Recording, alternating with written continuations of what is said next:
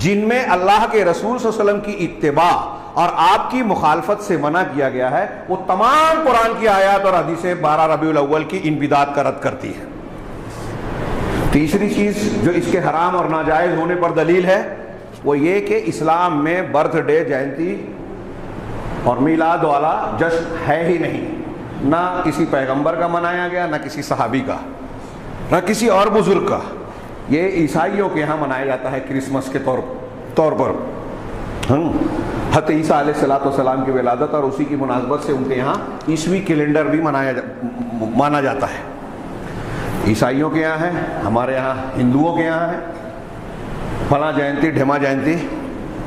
اور جب یہ جینتی کا دروازہ آپ نے کھولا، اس کو لوگ مانتے ہیں، ہاں اس کو لوگ اختیار کرتے ہیں، تو آپ دیکھیے کہ پھر نبی صلی اللہ علیہ وسلم کے تنہا میلاد کو منانے تک بات محدود نہیں رہ جاتی، اب حضرت علی کی ولادت کے دن کو بھی منایا جاتا ہے، فاطمۃ الزہرا، حسن حسین رضی اللہ عنہم، ان سب کے لیے۔ پھر اس کے بعد اور آگے بڑھتے ہیں، بزرگان دین شیخ عبد القادر جیلانی، ابھی ان کی 11ویں شریف کی مجلس منعقد ہوگی ان کی ولادت و وفات کی مناسبت سے۔ پھر فلاں بزرگ کا عرس، ان کی ولادتوں کے دن منائے جاتے ہیں، شیخ بدوی، شیخ فلاں، اجمیر والے، فلاں والے، ڈھیما والے، ایک دروازہ کھول دیا۔ اور پھر وہاں سے انسان، ہم اور آپ اپنا بھی برتھ ڈے منانے لگتے ہیں۔ یہ حرام ہے، برتھ ڈے منانا، جینتی منانا یہ حرام ہے، اسلامی تعلیم سے اس کا کوئی تعلق نہیں ہے۔ جو لوگ ایسا کرتے ہیں وہ نصارہ اور غیر مسلمین کی مشابہت اختیار کرتے ہیں، اور اللہ کے رسول صلی اللہ علیہ وسلم کا فرمان ہے، من تشبہ بقوم فہو منہم، جو کسی قوم کی مشابہت اختیار کرے وہ انہی میں سے ہوگا۔ یہ میں نے ایک دلیل نقل کی، اس کی بہت سی دلیلیں ہیں۔ ہر نماز میں ہم دعا کرتے ہیں غیر المغضوب علیہم ولا الضالین، یہ ضالین اور مغضوب کے طریقے سے پروردگار ہمیں بچا، اور جب ہم یہ برتھ ڈے مناتے ہیں تو ضالین اور مغضوب علیہم کے طریقے کو اختیار کرتے ہیں۔ جشن میلاد منانے والے ضالین کے طریقے پر ہے، یہود و نصارہ کے طریقے پر، غیر مسلموں کے طریقے پر جو ہے اللہ کے رسول کا جشن منا رہے ہیں۔ یہ ایک دلیل ہے۔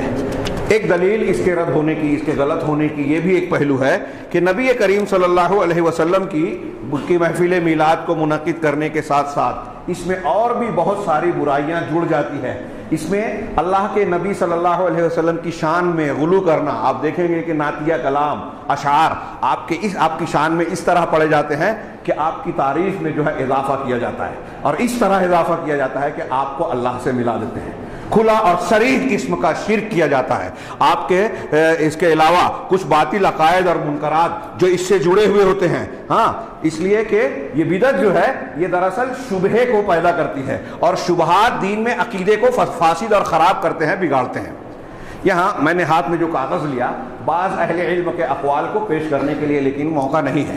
علامہ فاقہانی، علامہ ابن تیمیہ، شیخ ابن باز اور دوسرے لوگوں نے بہت پیاری باتیں، ایک تاج الدین مالکی ہیں، ان کا بڑا شاندار قول تھا لیکن ذرا لمبا ہے، اس کا موقع نہیں ہے۔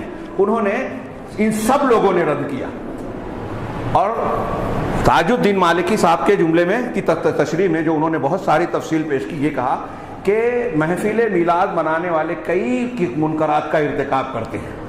کچھ لوگ محفل سما، ابھی صوفیوں کے آج کل جو کلپس آتی ہیں، آپ دیکھیے ہندوستان پاکستان سے پہلے ہم سنتے تھے، دیکھتے نہیں تھے، اب وہ کلپ میں نظر آتی ہیں کہ محفل جمی ہے مسجد کے اندر، بزرگ صاحب کھڑے ہیں، لوگ ناچ رہے ہیں، گھوم رہے ہیں، دف ڈھول جیسی چیزیں بج رہی ہیں، یہ کوئی دائرہ نما الگ الگ انداز میں رقص کر رہے ہیں، ہاں ڈانس کر رہے ہیں، سما ہو رہا ہے، اور اس جھوم جھام میں جو ہے وہ بزرگ صاحب کے پیروں کو پکڑ رہے ہیں، سجدہ کر رہے ہیں، پیشانی چھپا رہے ہیں، اور اس کو بزرگ صاحب منع نہیں کر رہے ہیں بلکہ آشیرواد کی طرح ان کے پیٹھ پر ہاتھ رکھ رہے ہیں۔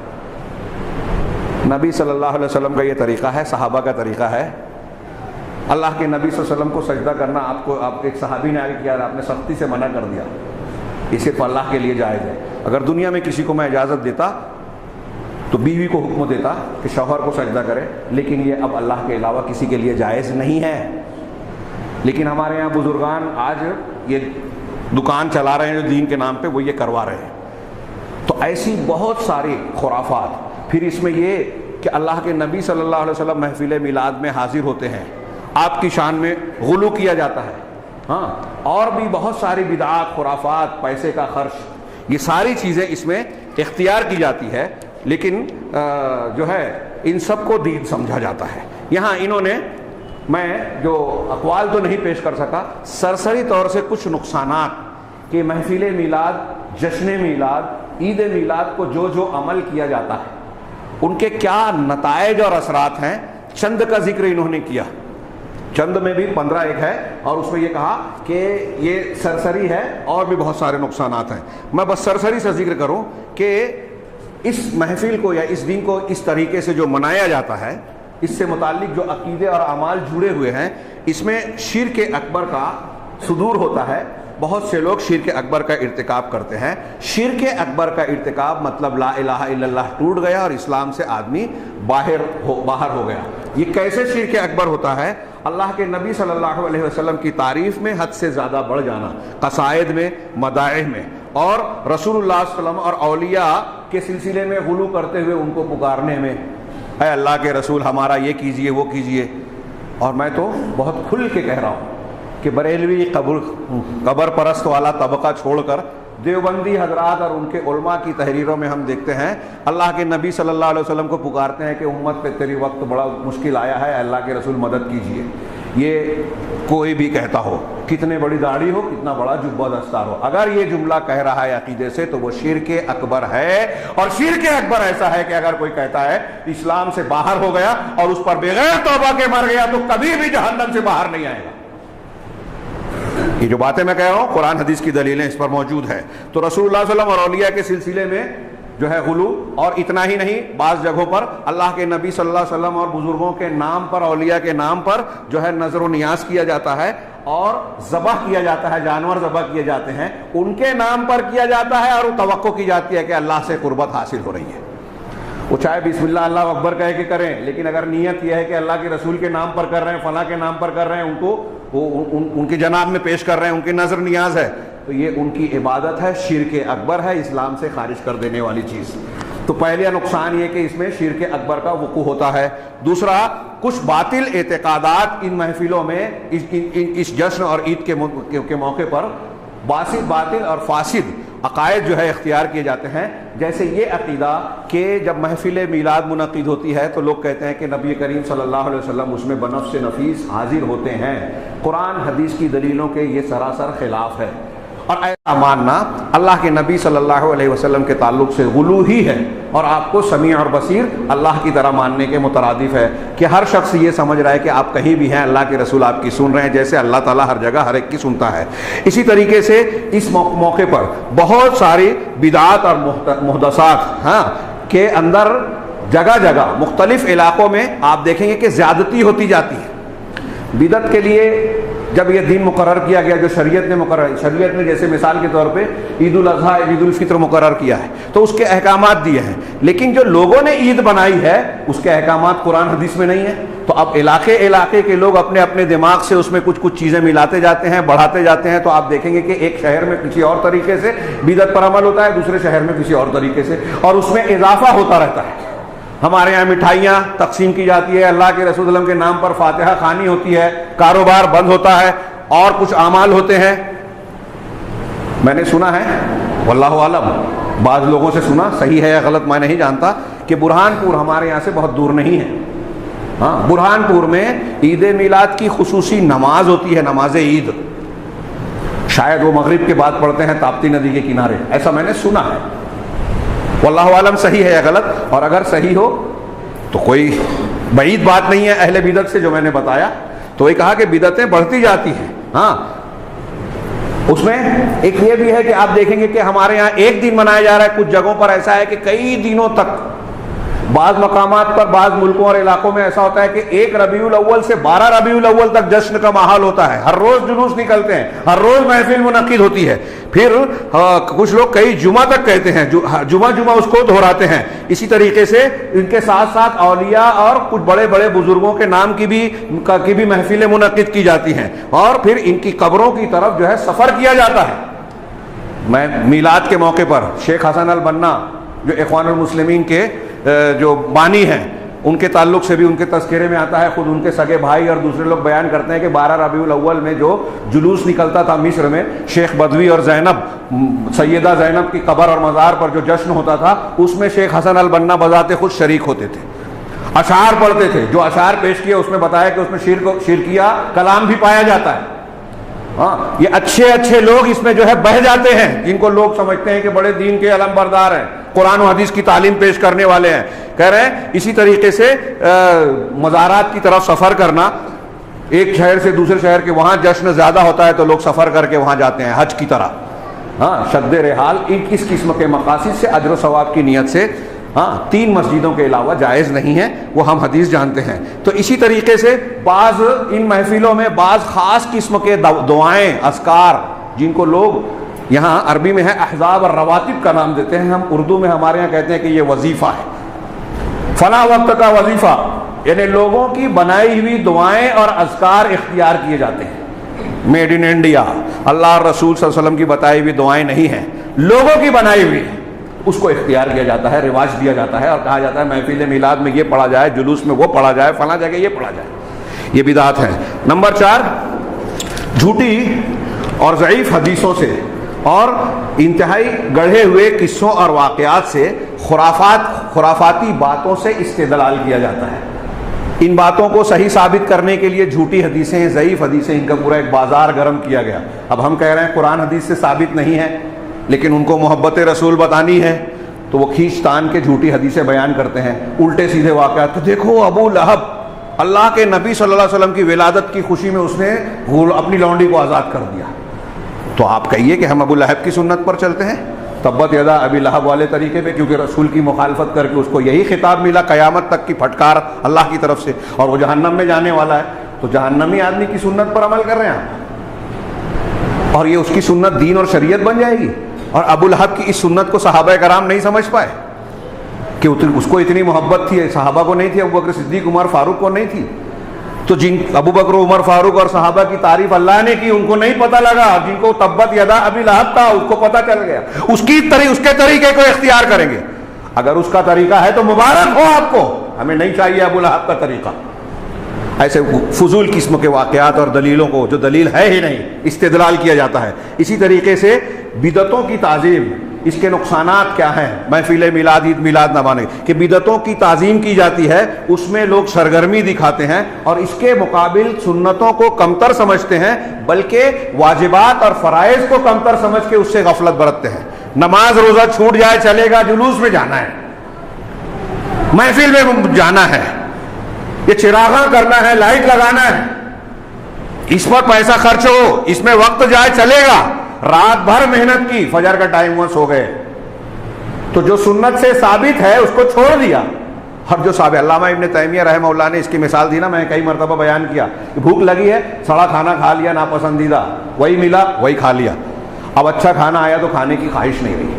ایسے ہی بدعتی ہے، جذبہ خیر ہے، دین پر عمل کرنے کا، رسول سے محبت کا جذبہ اندر ہے، اب بدعت سے ایسا کر لیا، نیت اچھی تھی، جو سڑا کھانا تھا کھا لیا بدعت کی شکل میں، اب جب بدعت سے پیٹ بھر گیا تو سنت آئی جس میں نیکی ہے، اجر ہے، اللہ اور رسول کا حکم ہے، تو اس کا جذبہ ہی نہیں ہے۔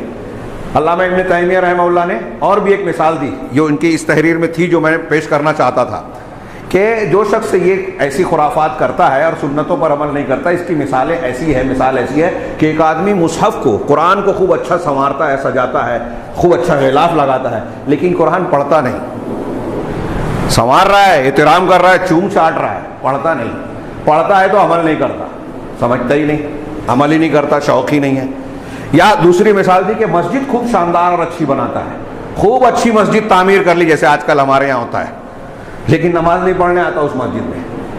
آج کل ہمارے ہاں مسجد بنانے میں لوگ کروڑوں کا بجٹ اور اس پر فخر کرتے ہیں، امام اور مؤذن کو تنخواہ دینے کے لیے پیسہ نہیں رہتا، کروڑوں کی مسجد بنا دیتے ہیں، نماز پڑھنے کے لیے فرصت نہیں، اسی مسجد میں جو کروڑوں کی بنائی، بس جنت فکس ایسا سمجھتے ہیں کہ اللہ کے رسول نے کہا نا جو اللہ کے لیے مسجد بنائے گا جنت میں گھر، تو مسجد بنا کے آپ گھر بیٹھ جاؤ۔ اتنا زیادہ شعور تو صحابہ اور اہل علم کو بھی نہیں تھا کہ جنت والا عمل کرنے کے بعد ہم ریٹائر ہو گئے۔ نبی صلی اللہ علیہ وسلم سے اللہ نے کہا وَاعْبُدْ رَبَّكَ حَتَّىٰ يَأْتِيَكَ الْيَقِينُ، اپنے پروردگار کی عبادت کرتے رہیے یہاں تک کہ یقین یعنی موت آ جائے۔ یہ وقت نہیں ہے، بہت زیادہ ہو گیا ہے. اس میں ایک نقصان جو ہے اس کے اثرات میں سے کہ یہود نصارہ کے ساتھ مشابہت ہے ان کی عیدوں میں، اور ان کے جو انبیاء اور بزرگوں کی تعظیم اور ان کے جشن میلاد منائے جاتے ہیں، ان امور میں یہود نصارہ کی، چونکہ یہ عرب عالم ہیں اس لیے انہوں نے ہندوؤں کا نہیں ان کو معلوم رہا ہوگا. ہمارے ہاں دیکھیے فلاں کی جینتی ڈھما کی جینتی منایا جاتا ہے، اس میں ہندوؤں کی بھی مشابہت ہے. جو لوگ ایسا کرتے ہیں یہود نصارہ اور ہنود کی مشابہت ہے. اسی طریقے سے اللہ کے قرآن عظیم کی آیات اور احادیث رسول کی بے عزتی اور گستاخی ہے، اور ان کے احترام اور تعظیم میں کمی ہے. کیوں؟ اس لیے کہ ان مجلسوں میں قرآن کی آیتیں اور حدیثیں ہیں جو پڑھی جاتی ہیں تو خرافات کے ساتھ میں، لہو الحدیث کے ساتھ میں، الٹی سیدھی حرکتیں، جیسے کہ میں نے بھی بتایا کہ ناچ رہے ہیں، دف بجا رہے ہیں، گانے اور باجے بج رہے ہیں، اور اس میں قرآن کی آیتیں پڑھی جا رہی ہے، حدیثیں پڑھی جا رہی ہے. قرآن کی آیتوں کے ساتھ کھلواڑ اور ان کی بے عزتی ہے یہ، اس طرح کی حرکتیں کرنا. کہہ رہے ہیں اسی طریقے سے ان منکرات کو مسجدوں میں جب انجام دیا جاتا ہے تو اس سے مسجد کے احترام کو جو ہے پامال کیا جاتا ہے، اس کی حرمت کو روندا جاتا ہے. مسجد میں اس کے آداب بتائے گئے ہیں، احکام بتائے گئے ہیں. اب یہ ہمارے ہاں دیکھیے جو کلپس آ رہی ہیں، بزرگان اس میں ناچ رہے ہیں، دف بجا رہے ہیں، کود رہے ہیں، الٹی سیدھی حرکتیں کر رہے ہیں، شرکیہ کلام گا رہے ہیں. جیسے ہمارے یہاں ہر روز فجر کی نماز کے بعد یہ قبر والے جو ہے قرآن کی تلاوت کا حکم دیا گیا، اس پر عمل کریں یا نہ کریں، لیکن بہت پابندی کے ساتھ بدعتی قسم کے اشعار پڑھیں گے، ایسے نعتیہ کلام پڑھیں گے. ٹھیک ہے، درود بھیجنا اذان کے بعد ٹھیک ہے، وہ دل میں ہے، چلا کر چیخ کر نہیں. یہ طریقہ جو ہمارے یہاں اختیار کیا گیا. اب یہ اتنا عام ہے کہ ہمارے بچے اور نوجوان جانتے ہی نہیں کہ یہ دین کا حصہ نہیں ہے، یہ ابھی نئی ایجادات ہے چند سالوں پیشتر کی. اس کو انتہائی مضبوطی سے تھامے، اگر آپ اس پر کوئی ٹوکے تو جھگڑا اور فساد ہو جائے. لیکن سنت کے خلاف اگر کوئی شک کر رہا ہے اور آپ سنت کو پر ٹوکے بولے تو کوئی کچھ بولنے والا نہیں ہے. اس جھنجٹ میں کون پڑنے والا ہے؟ آگے ہم بڑھتے ہیں. اسی طریقے سے جو اللہ کے گھروں میں آواز بلند کرنا اور نہ جانے کون کون سے منکرات کا اس میں جو ہے جو اللہ کے گھروں کے اور مساجد کے آداب کے خلاف ہے اختیار کیا جاتا ہے. اسی طریقے سے اس میں گانے بجانے اور پھر آلات لہو، معازف، شیطانی گانے باجے جو ہے وہ بھی اختیار کیے جاتے ہیں، وہ چاہے مسجد میں ہو یا مسجد کے باہر. ایسی چیزیں، ایسے باجے گاجے جس کو شریعت نے حرام قرار دیا گیا. اسی طریقے سے رقص، کھودنا پھاندنا اور مختلف قسم کی ایسی حرکات جو شریعت کی تعلیمات کے خلاف ہیں، جن کو یہ الگ الگ نام دیتے ہیں. جیسے کچھ لوگ بولتے ہیں کہ یہ حال آ گیا، اس کو جوش آ گیا، فلاں آ گیا، الگ الگ یہ عربی میں زار کہتے ہیں. اور بعض ایسی چیزیں بھی ہوتی ہیں کہ اس میں فسق و فجور پایا جاتا ہے. بعض مجلسوں میں جو ہے نشے کی چیزوں کو استعمال کیا جاتا ہے. آپ دیکھیں مزارات پر عام طور سے جو مجاورین اور ان کے رفقا ہیں، ان کے یہاں بھنگ اور مختلف قسموں کے دور چلتے ہیں، اور اس کو وہ ہندوؤں کی طرح مقدس نشہ سمجھتے ہیں. کہہ رہے ہیں ایسے اور بھی بہت سارے مسکرات اور مفترات کو استعمال کیا جاتا ہے. اسی طریقے سے ان مجلسوں میں کچھ گانے بجانے کے لیے، محفل کی رونق کے لیے کچھ کم عمر لڑکوں کو، لڑکیوں کو بلایا جاتا ہے. اس سے بھی بہت سارے فتنے پیدا ہوتے ہیں، اس کا یہاں انہوں نے ذکر کیا ہے. اسی طریقے سے کئی مقامات پر ایسا ہوتا ہے کہ ایسی مجلسوں میں، جلوسوں میں اور بعض ان کے بدعتی محافل میں مردوں کے ساتھ عورتوں کا بھی اختلاط ہوتا ہے. عورتوں کو تیز آواز میں کلام پڑھنے کے لیے کہا جاتا ہے، تو عورتوں کی آواز کا بلند ہونا جو شریعت کے خلاف ہے، مرد اور عورت کا اختلاط جو شریعت کے خلاف ہے، یہ اختیار کیا جاتا ہے. اور ہمارے یہاں دیکھیے کہ مسجدوں میں عورتوں کا آنا بند کر دیا گیا اس مقصد کے، اس عنوان کے تحت کہ ان کا آنا فتنہ ہے. اور ایسے بدعتی کاموں میں، قبرستانوں میں جہاں عورتوں کا جانا ممنوع ہے یا نہیں جانا چاہیے، وہاں بھیجا جا رہا ہے، اور جہاں اجازت ہے وہاں منع کر دیا گیا.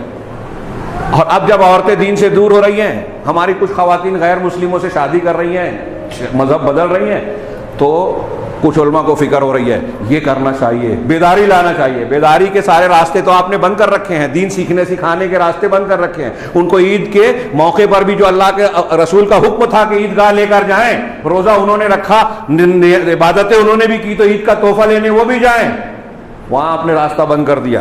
جو شریعت نے کہا تھا وہ بند کر دیا، جو شریعت نے نہیں کہا تھا. یہاں بولتے ہیں مسجد میں فتنہ ہے. اب کالجوں میں کچھ مسلمان عورتیں غیر مسلم بن گئی، غیر مسلموں سے شادی کر دی. میں اکثر پوچھتا ہوں کہ کوئی مفتی اتنا جرأت مند ہے جو یہ کہے کہ آج کالجوں سے فتنہ ہو رہا ہے تو کالج بھیجنا بند کر دیا جائے؟ کہیں گے کہ یہ مصلحت کے خلاف ہے، یہ حماقت ہے، بے وقوفی ہے. بالکل صحیح بات ہے. اس سے معلوم ہوا کہ اگر دو چار واقعات، چند واقعات کچھ فتنے کے ہو گئے تو اس کی بنیاد پر اچھے کام کو جس کی مصلحت بڑی ہے چھوڑا نہیں جائے گا. تو مسجد سے عورتوں کو جوڑنا یہ کیا نقصان والی بات ہے؟ اگر فرض کر لیجئے کہ کوئی چھوٹا موٹا واقعہ ہو بھی گیا مسجد جانے آنے کے درمیان، تو کیا اس کی وجہ سے آپ چھوڑ دیں گے؟ اگر آپ کا بیٹا اگر مسجد جا رہا ہے، راستے میں حادثہ، ایکسیڈنٹ ہو گیا، جھگڑا ہو گیا، تو بولیں گے مسجد جانے کی وجہ سے وہ اس لیے مسجد جانا بند کر دو؟ کون سی عقل؟ خیر، تو یہ عورتوں کا اختلاط. اسی طریقے سے عورتوں کو قبرستان کی طرف جانے میں کثرت ہوتی ہے، بھیڑ بھاڑ کے ساتھ جانا، جبکہ اللہ کے رسول صلی اللہ علیہ وسلم نے لعنت بھیجی ہے کہ جو عورتیں خوب زیادہ قبروں کی زیارت کرتی ہیں ان پر لعنت. زائرات والی روایت ضعیف ہے، زوارات والی روایت جو ہے مضبوط ہے، اس کی تفصیل کا موقع نہیں. اسی طریقے سے اس میں اسراف، تبذیر، فضول خرچیاں ہوتی ہیں، مال کو ضائع کرنا ہوتا ہے. یہ چراغاں کرنا، لائٹنگ کرنا، اور نہ جانے کون کون سی زیب و زینت کی چیزوں کے ابھی دیکھیے گا کتنا اہتمام ہوگا. لیکن اسی سماج اور معاشرے میں کتنے ضرورت مندوں کی ضرورتیں ہیں، بیماروں کی بیماریاں ہیں جو بغیر علاج کے چل رہی ہیں. کتنے گھروں میں فاقہ کشی کی نوبت ہے. میں تو ہمارے یہاں ہندوستان، پاکستان میں ایسا سوچتا ہوں کہ اس سلسلے میں ہمارے یہاں دین کو سمجھا ہی نہیں گیا. بے گھر آدمی کے لیے گھر بنانا، غریب کی ضرورت کو پورا کر دینا، بیوہ یتیموں کی ضرورت کا پورا کرنا، ٹھیک ہے آج کل اس میں تھوڑی بیداری ضرور آ رہی ہے. لیکن بڑے بڑے مقامات پر ہم دیکھتے ہیں مسجد کا امام، مسجد کا مؤذن، علماء کرام، دعات و مبلغین، ان کے گھر فاقہ. اگر یہ کمال ہے تو ہمارے یہاں لوگوں کو فکر ہوتی ہے، ارے گاڑی خرید لی مولوی صاحب نے، بڑی دقت کی بات ہے. تو پادری کے پاس ہو تو ان کو ٹینشن نہیں ہے، پنڈت کے پاس اے سی گاڑی ہو، بنگلے اور نہ جانے کیا کیا ہو تو کوئی مسئلہ نہیں ہے. مولوی کے پاس آ گیا تو کیا بجال ہے؟ ہمارے ماتحت اور انڈر میں نہیں رہے گا نا. کون سا دین مانتے ہیں، کون سے دین پر چلتے ہیں، میری تو سمجھ میں نہیں آتا. ہمارے یہاں بدعات پہ خرچ ہوتا ہے، یہ میں نے اکثر کہا کرتا ہوں. یہ دیکھیے یہ ابھی چراغاں ہو رہا ہے نا، آپ سعودی عرب میں جائیں جس کی ہم لوگ یہاں برائیاں کرتے ہیں، وہاں ان بدعات پر خرچ نہیں ہوتا. شریعت نے جن مقامات پر خرچ کی ترغیب دی ہے نا وہاں وہ خرچ کرتے ہیں. ہمارے ملک میں انفرادی اجتماعی سطح پر لاکھوں روپے کی کھجوریں صرف رمضان میں آتی ہے. وہ مسجد بناتے، مدرسہ بناتے، دعات و مبلغین پہ خرچ کرتے، وہ الگ ہے. کھجوریں آتی ہیں کیوں؟ اللہ کے رسول نے کہا ہے کہ جو روزہ افطار کر دے اس کو روزہ رکھنے والے کا ثواب. تو یہ ثواب لینے کے لیے وہ لاکھوں کی کھجوریں تقسیم کرتے ہیں. اپنی پسندیدہ چیزیں، ان کے کھیت میں، باغ میں ایسی کھجور جو اگتی ہے جو کسی کے یہاں نہیں ملتی، بازار میں نہیں ملتی، وہ روزے داروں کو، ضرورت مندوں کو بانٹنے کے لیے رکھتے ہیں. یہ نہیں کہ یہ گھر والوں کے لیے رکھے جیسے ہم اور آپ کرتے ہیں کہ اسپیشل ہے تو گھر میں استعمال ہو، پھٹا کپڑا ہے تو غریبوں میں بانٹو. وہ پھٹا پہنیں گے، اچھا بانٹیں گے. ان کے یہاں یہ دین ہے. بدعت میں وہ خرچہ نہیں کریں گے لیکن غربا مساکین پر خرچ کریں گے، سنت میں خرچ کریں گے. رمضان میں روزہ افطار کرانا اور ایسی چیزیں جس کی اللہ رسول نے تعلیم دی ہے، مسجد بنانا، مدرسے میں دعوت و تبلیغ میں علماء اور دعات پر خرچ کرنا. بند مٹھی سے جو ہے ایسے مستحقین کو جو دین کی خدمت کر رہے ہیں ان کو کتابیں دے دینا، ان کی ضروریات معلوم کرنا. ہمارے یہاں یہ دین ہے ہی نہیں. اور بڑے دیندار بنتے ہیں، ان پر تنقید کرتے ہیں جو دین پر عمل کرتے ہیں.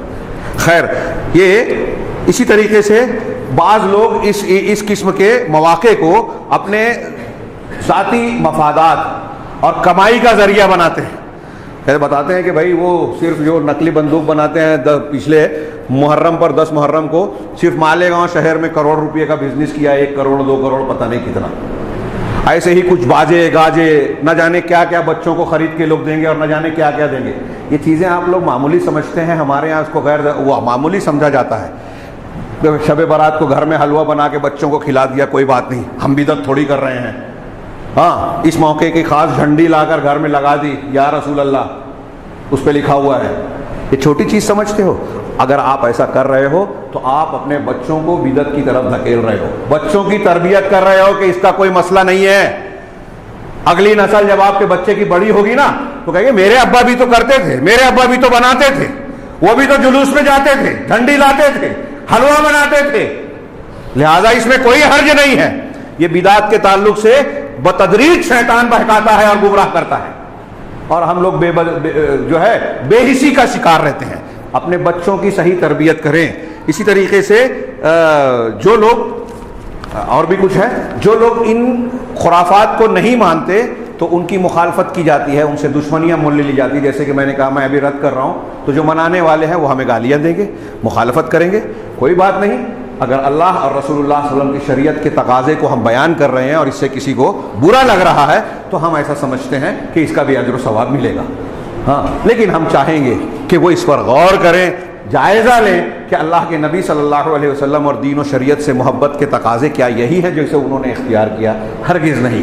دین کی جو تعلیم کی بنیاد ہے، ہماری نجات کا انحصار ہے، وہ بس اس بنیاد پر کہ اللہ کی بات اور رسول اللہ صلی اللہ علیہ وسلم کی بات کو مانا جائے، قرآن و حدیث کی اتباع کی جائے اور اس طریقے پر اتباع کی جائے جیسے صحابہ کرام نے. پورے دین کی بنیاد بس یہی ہے، اسی کو یاد رکھیے. اور اس چیز کو اگر ہم نے یاد رکھا تو دنیا کا ہر عقیدہ، ہر عمل، ہر نیکی کو ہم معیار پہ دیکھیں کہ آج یہ کر رہے ہیں، قرآن میں ہے کیا، حدیث میں ہے کیا، صحابہ نے کیے کیا، صحابہ نے کیسے کیا، یہ دیکھ کر جو صحابہ کے یہاں ملتا ہے اسے مانے، جو نہیں ملتا اس کو چھوڑ دیں. انشاءاللہ کامیابی ہوگی. اللہ تبارک و تعالی ہمیں صحیح دین کو سمجھنے اور اس پر عمل کرنے کی توفیق عطا فرمائے. وآخر دعوانا ان الحمدللہ رب العالمین. بارک اللہ لنا ولکم فی القرآن المجید ونفعنا وإیاکم بالآیات والذکر الحکیم انہ تعالی جواد کریم ملک بر